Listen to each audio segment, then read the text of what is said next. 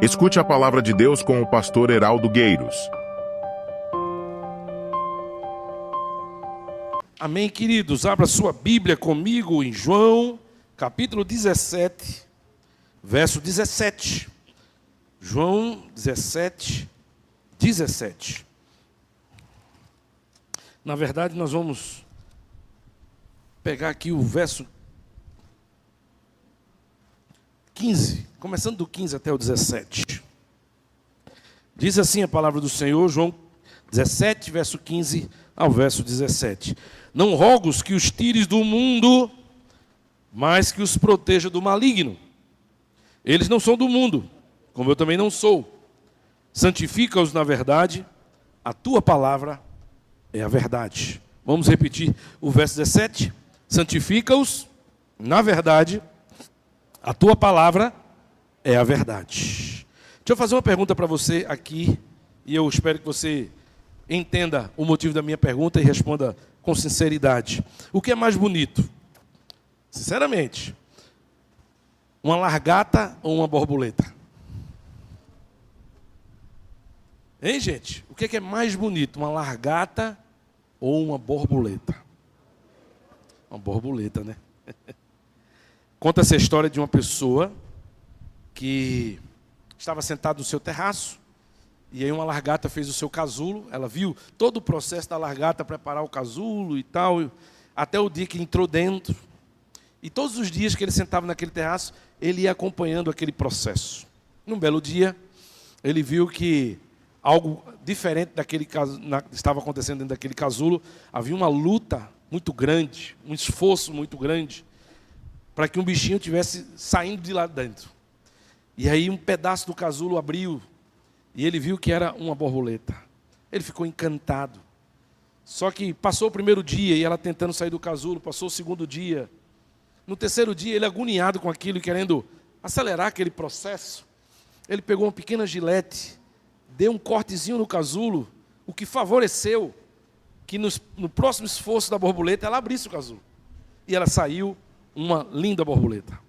Contudo, ele percebeu que aquela borboleta ficou ali o primeiro dia, ficou ali o segundo dia, e ela não saía dali, e ele, mais uma vez, tentado ajudar, pegou a borboleta, desceu ela, botou ela num ambiente favorável para que ela pegasse voo, mas ela não pegava voo. Havia algo estranho, algo diferente. Apesar de ser uma linda borboleta, suas asas pareciam que um pouco murchas, um pouco atrofiadas.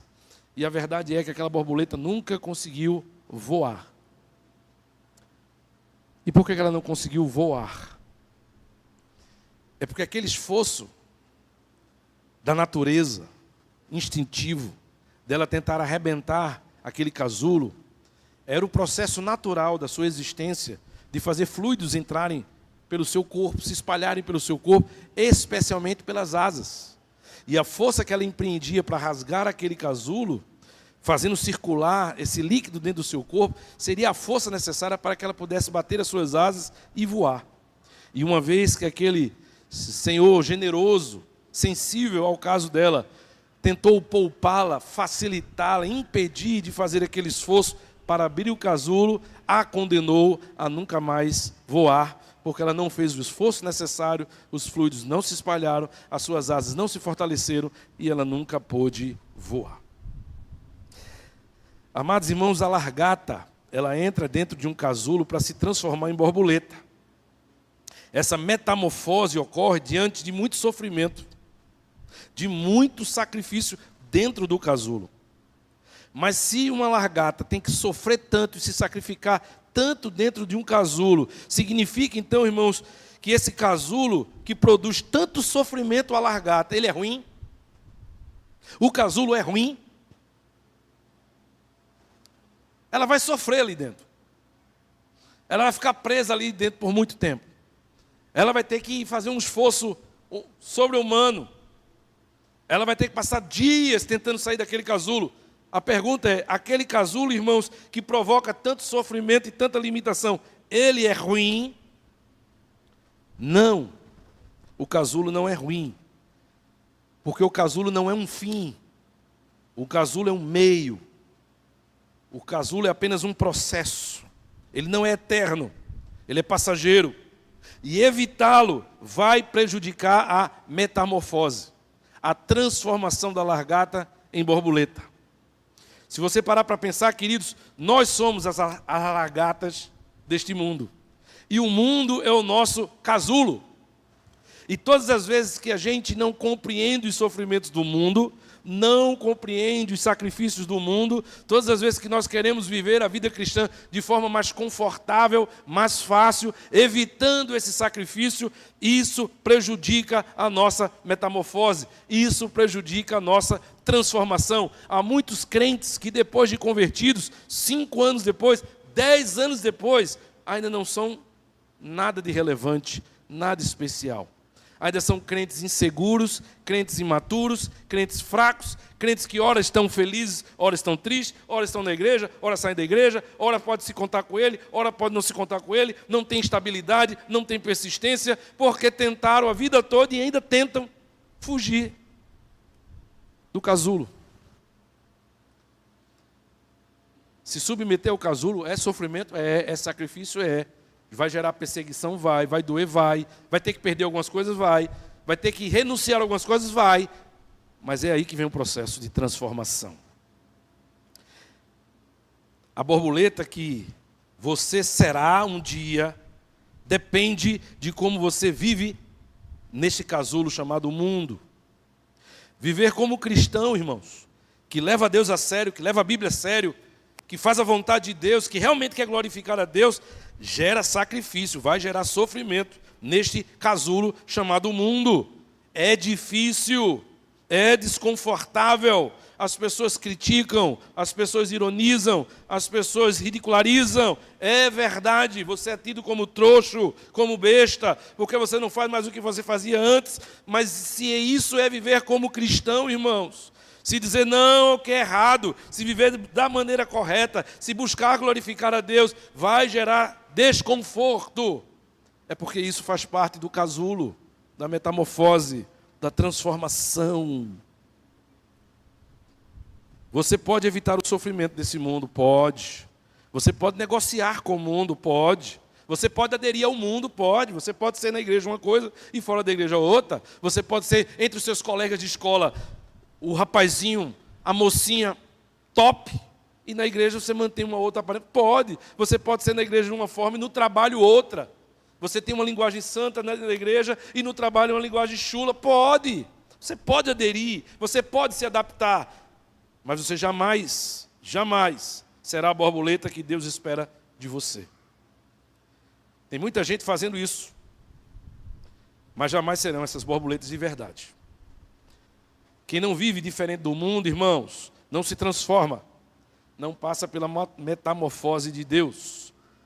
É interessante que no verso 16, Jesus dirá assim, verso 16, eles não são do mundo. Você não é do mundo, você foi do mundo, mas Cristo resgatou você. O Evangelho te alcançou, o Espírito Santo entrou na sua vida. Jesus diz, eles não são mais do mundo. Mas verso 15 é interessante. Jesus diz, mas eu não peço que você tire eles do mundo. É interessante Jesus dizer, eles não são mais do mundo, porque agora são cristãos, são servos de Deus. Mas eu não quero que os seus tire do mundo. Eu quero que os seus livre. Eu quero que os seus proteja. Eu quero que os seus santifique. Mas eu não quero que o Senhor os tire do mundo. Nós precisamos viver diferente, é no mundo. Nós não somos chamados a nos converter e sair do mundo. Nós somos chamados a nos converter e continuar vivendo no mundo, neste casulo, vivendo diferente. Seja na universidade, dentro da família, no bairro, aonde for, nos nossos relacionamentos, nos nossos negócios, no nosso namoro, noivado ou casamento, seja onde for. Viver diferente. E Jesus pede 2 coisas, irmãos, ao Pai. Primeiro, que o fortaleça e os proteja. Não tire do mundo, mas os fortaleça e os proteja. Por quê? Porque Jesus sabe que é difícil viver diferente como cristão nesse mundo. Ele sabe, ele viveu desta forma e o mataram por causa disso. Ele foi crucificado porque ele viveu os valores do reino de Deus no mundo. Ele sabe como é difícil. Por isso que a oração dele é: não os tire do mundo, os proteja e os fortaleça. Eles precisam passar por esse casulo. Eles precisam viver essa transformação. Mas a segunda coisa que Jesus pede é: santifica-os na verdade. A tua palavra é a verdade. Santifica-os. É viver no mundo sem ser do mundo. É viver no mundo sem abraçar o mundo. É viver no mundo sem ter prazer pelas coisas que o mundo tem prazer. É viver no mundo, no meio de um mundo que afronta a Deus, mas a gente procurando viver agradando a Deus. Viver diferente, com certeza, vai fazer, volto a afirmar, você precisa saber disso. Vai gerar perseguição e zombaria em muitos ambientes, talvez de trabalho, familiar. Vai afastar alguns amigos, sim, provavelmente. Algumas pessoas não vão gostar de viver com uma pessoa que quer andar certinho, que tem uma linguagem certinha, que tem um pensamento certinho. Você pode perder um namorado, uma namorada, você pode perder um emprego, você pode perder amigos. Pode resultar em perdas, mas vai salvar a sua vida. Se você viver diferente neste casulo, vai salvar a sua vida, vai lhe aproximar mais de Deus, vai fazer você ser merecedor das bênçãos e das promessas de Deus, vai alegrar o coração de Deus, vai alegrar o coração dos seus pais, vai alegrar o coração dos seus irmãos da igreja, vai atrair novos amigos. Você perde uns, mas você ganha outros, uma família chamada igreja. Vai lhe fazer prosperar dentro da bênção do Senhor, não de forma desonesta, mas porque a boa mão do Senhor estará sobre a sua vida. Vai lhe dar um testemunho lindo, que vai impactar a vida de outras pessoas, que vão olhar para você e vai dizer assim: cara, eu queria ser assim. Minha irmã, eu vejo que você é uma serva de Deus, eu queria ser assim. Gente perdido neste mundo, que precisa encontrar borboletas, e não largatas, nem borboletas atrofiadas. Se você viver de forma diferente, meu irmão, você vai ser uma linda borboleta. Quem vai transformar você em borboleta? De largata a borboleta. Quem vai transformar você é a oração de Jesus. Ele orou por isso. Antes de morrer na cruz, ele orou por isso. Eles não são do mundo, mas não peço que tires do mundo, mas que os livre do mal, os fortaleça e os santifique. Jesus orou por esse processo de transformação que eu e você precisamos encarar como vida cristã. E quando nós não encaramos, nós estamos fugindo da oração de Jesus, nós estamos perdendo a oração de Jesus. É a palavra que nos santifica, é a palavra que nos prepara, é a palavra que é a verdade que nos transforma. E o que é que ela nos ensina, irmãos? Ela nos ensina tudo o que precisamos saber. Que o problema não é o mundo não é o problema, o mundo vai se acabar. Qual é o grande problema? São as nossas escolhas no mundo. Porque sempre você vai ter a escolha de seguir a turma ou ser fiel a Deus. Fazer o que todo mundo faz ou ser fiel a Deus. São as escolhas. As escolhas. A palavra diz que você, eu, todos nós devemos fazer boas escolhas. E eu quero terminar sugerindo 3 pensamentos para você na hora de fazer uma escolha. Eu não posso dizer para você que escolha você vai fazer, mas eu posso lhe dar 3 segredos para você pensar na hora de escolher. Se você quer continuar como largata, ou uma borboleta atrofiada que parece borboleta, mas não é, ou você quer ser uma borboleta de verdade, sem evitar os desconfortos e os sacrifícios do casulo até o fim. Leve o tempo que levar. Primeiro, quando você estiver nas dificuldades, quando você estiver em problemas sérios, você poderia lembrar aquela pergunta que virou um livro e que virou um filme. No seu lugar, o que faria Jesus? Na verdade, essa é a melhor pergunta a se fazer na hora de uma dificuldade. Porque na hora de uma dificuldade, a gente quer encurtar caminho. Na hora de dificuldade, a gente quer a solução mais fácil. Na hora da dificuldade, a gente quer se livrar do problema. Então, na hora da dificuldade, se pergunta, no meu lugar, o que faria Jesus? E eu recomendo que você leia esse livro ou assista esse filme. Tem no YouTube, é de graça e é muito massa. Acho que eu já assisti com as minhas filhas mais de uma vez. No seu lugar, o que faria Jesus? Na hora da dificuldade. Porque talvez na hora da dificuldade você chegue à conclusão de que Jesus diria: aperta o cinto, relaxa e segue em frente. Faz parte da vida. Segundo pensamento que eu acho que você precisa ter na hora de fazer novos planos para a sua vida. Novos planos. O que você quer fazer daqui por diante? Novas ideias, novas decisões. Deus vai ser glorificado nisso. Porque a gente não deve entrar em nada novo sem antes perguntar, Deus vai ser glorificado nisso? Ou eu estou entrando nesse negócio só porque eu quero, é para minha vaidade, é para minha vontade. Deus vai ser glorificado nisso?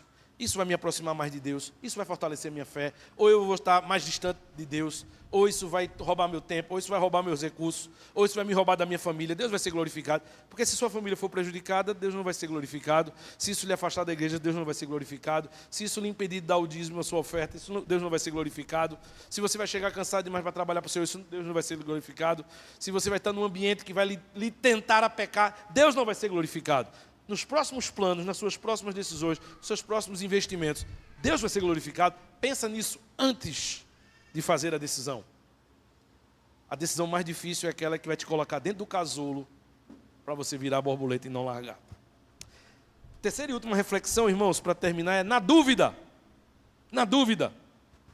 Na dúvida sobre a dificuldade ou na dúvida sobre os nossos projetos. Na dúvida. Não sei o que fazer. Aí talvez esse pensamento te ajude. Vou orar e pesquisar até ter a minha resposta. Vou orar e pesquisar. Você pode pesquisar estudando na palavra. Você pode pesquisar procurando um crente mais maduro e dizer assim, olha, eu estou numa dúvida danada, eu não sei se vou ou fico, se eu faço ou não faço, se eu digo ou não digo. Eu estou orando para que Deus coloque paz no meu coração e me diga qual é a melhor decisão.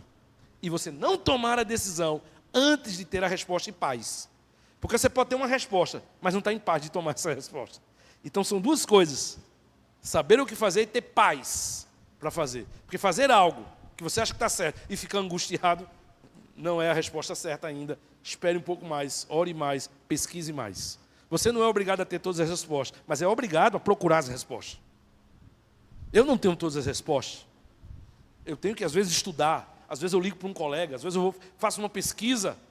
Ninguém precisa saber todas as respostas, mas precisamos ter a resposta e ter paz, debaixo de oração, para tomá-las no momento da dúvida. Você foi chamado, meu irmão, para ser diferente, borboleta. Entendeu? As irmãs, borboletas rosas e lilás. Os homens, borboletas pretas, roxas, vermelhas, azuis. Borboletas machos, borboletas fêmeas. Vamos chamar para ser borboletas. Não fuja do casulo. Não busque uma vida sem sofrimento, sem angústia. Não vai dar certo. Faz parte do processo. Mas no final, você vai se tornar uma linda borboleta.